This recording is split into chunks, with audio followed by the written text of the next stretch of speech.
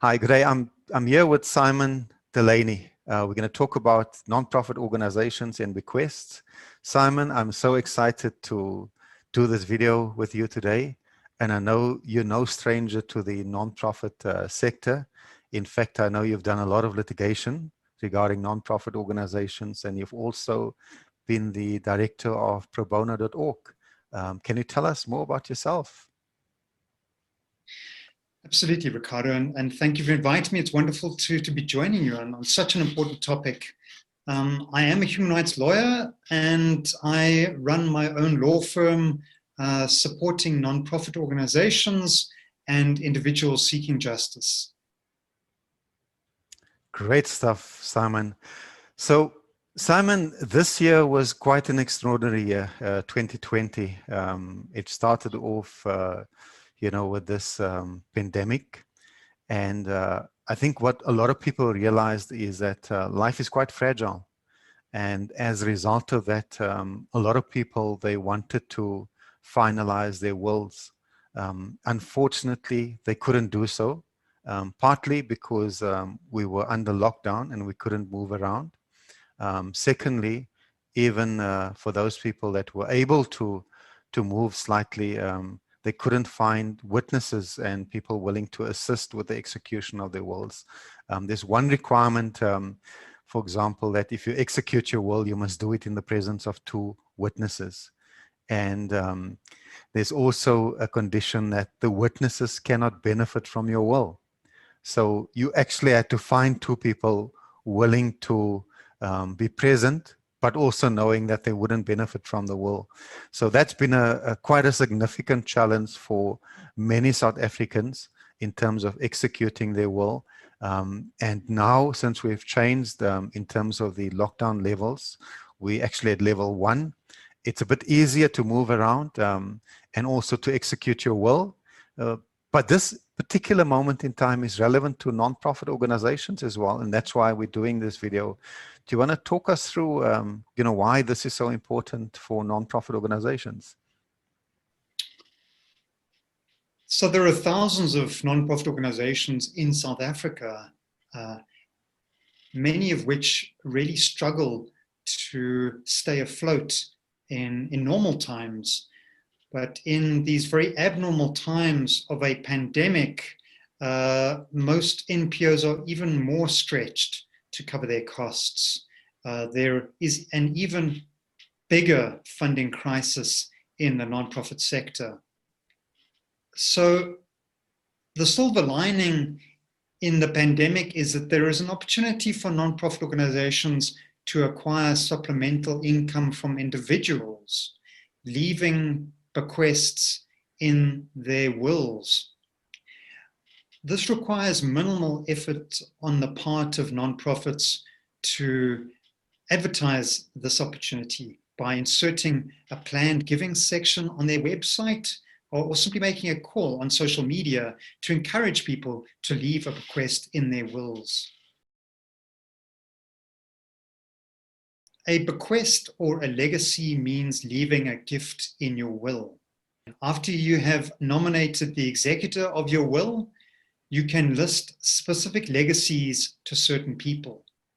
In this way, you may leave a specific article, piece of property, or a specified sum of money to relatives and friends or to a charity.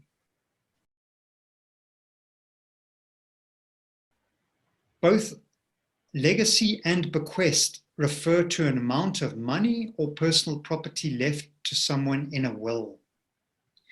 However, in common usage, legacy is often used to refer to a gift of money, whereas bequest is used to refer to personal property. A bequest is the act of leaving something to another person through a will. An inheritance, on the other hand, describes the process and rights a person has to property or assets after the death of a spouse or relative. Charitable bequests have been included in wills for centuries. They are a way of keeping your ideals and your compassion alive for years, even generations to come.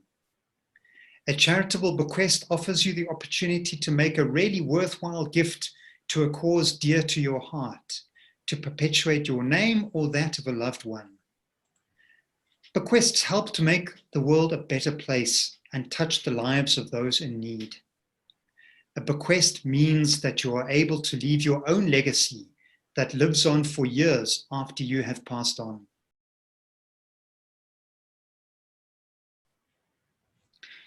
Write a list of all the charities who have made a difference in your life. Has a charity helped you or someone you love? Which causes are important to you? Which appeals have really moved you? If you know them, make a note of their official charity name, address, and registered charity number to give to your advisor. Choose your attorney or bank manager to draw up your will, or a codicil, which is an add-on to your will if you already have one. To be legally binding, the will or codicil must be signed in the presence of 2 witnesses who must then sign it themselves. They or their spouses must not be beneficiaries.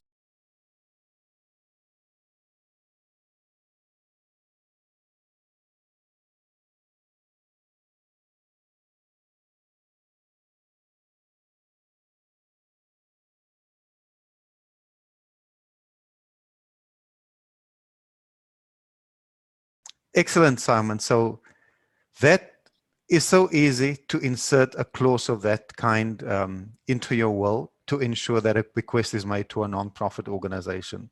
But if the person drafting the will doesn't know about the organization, the obligation is really on non-profit organizations to raise awareness among South Africans of this opportunity to make bequests, to the organization. And they could do that in various ways. It could be on the website of the organization, social media, in their newsletters, in their brochures. There's really that opportunity, as you indicated, to create additional means of income for the organization. And the time is now, while people are thinking about, executing their wills. The time is really now for organizations to think about those opportunities. And I know there's quite a significant event coming up in relation to wills, and maybe you could talk to us about that. So the Law Society of South Africa is holding a Wills Week next week from 26 to 30 October 2020. During this week, anybody can get a will drawn for free by an attorney. This really is a tremendous opportunity for nonprofits to advertise to their stakeholders that they can get their will drawn for free and insert a bequest, leaving a specified amount of money to that NPO or whatever charity is close to their heart. Yes. And this could even happen after Wills Week, for those organizations that may have missed the opportunity. It's part of the continuous strategy that the organization should embrace to highlight this opportunity. Because as you indicated, Simon, to make a bequest to a non-profit organization, it's taking things at a different level. It's part of our legacy that we leave. And if you really, truly support the objectives of an organization, then we should consider including that organization in our wills. Well, that's exactly right, Ricardo. And look, things are tight for all of us economically at this point. We may not be able to, even if we do want to, give cash at this time to a charity or an NPO that is close to our heart. What we can do is include this bequest in our will, so that when we pass on, that NPO can continue its work. Yes. Simon, thank you very much for the input that you've given. And I'm so confident that a lot of organizations will, embrace this opportunity, even then, in the difficult times that we're experiencing now, that they will identify this. And it's really a long-term intervention, because it's not only relevant to the time period that we're in at the moment, but it could become part of the long-term strategy of the organization. And I think there's really a need to raise awareness of this at the national level in South Africa. So thank you very much for your input. Thank you very much for inviting me, Ricardo. And it's been a wonderful opportunity to talk to you and to raise the awareness of NPOs who do such incredible work for our country. Thanks.